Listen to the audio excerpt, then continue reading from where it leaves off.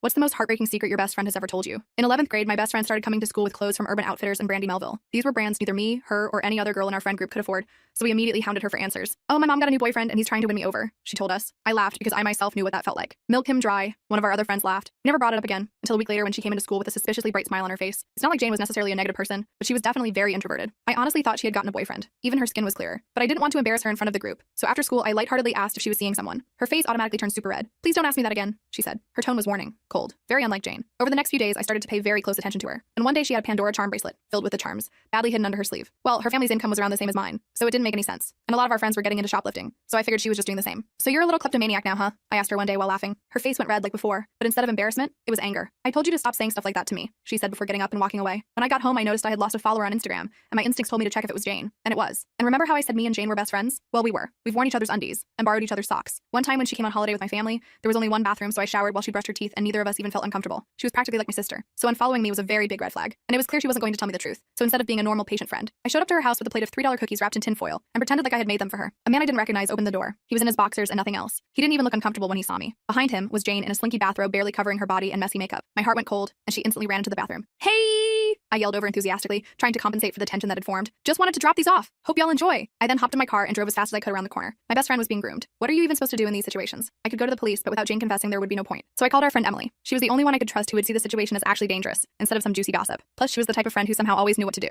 And this time was no different. She said we need to convince Jane that what is going on is very wrong, and she is being groomed. Well, at the end of the month, Emily was due to present a project in class about the dangers of the online world. She told me to trust her and try to win Jane's trust back in the meantime, so I did. The next day at school, Jane was super tense, and I could tell she was waiting to see if I'd bring it up. After she realized I wasn't, she acted warm to me. It was like old times. From there, I noticed that she stopped trying to hide her ever-growing collection of bougie jewelry, that she started wearing a locket every day that had a photo inside. It felt like Emily's presentation couldn't have come soon enough. She started off with cyberbullying and sharing passwords, so I had no idea where it was going, until she got to online grooming. She dedicated an entire slide to older people finding younger people, sending them money, and pretending like they loved them in order to receive favors. It was perfect because not only did the entire class gasp in disgust, but the teacher even chimed in to say how unacceptable this behavior was. The entire time I watched Jane like a hawk. I saw her slowly become more uncomfortable, bouncing her leg up and down super fast and biting all her fingernails off. I knew things were getting really good when she asked to go to the bathroom and ran off crying, because I knew it was for her own good. But as soon as lunch started, I got the text. Jane was spamming me asking me to meet her in the bathroom. I found her clutching her legs to her stomach in the cubicle. Her face was completely red and she couldn't even breathe. Michaela, I stroked her hair waiting for her to finally blurt it out. I'm pregnant. My jaw dropped. I pulled away from her slightly to see if she was joking. I couldn't even say the word stepdad, but she nodded anyway. I hugged her super tight and just reminded her that we were in this together. This made her loosen up a little. The rest of the full story is on my channel and linked below.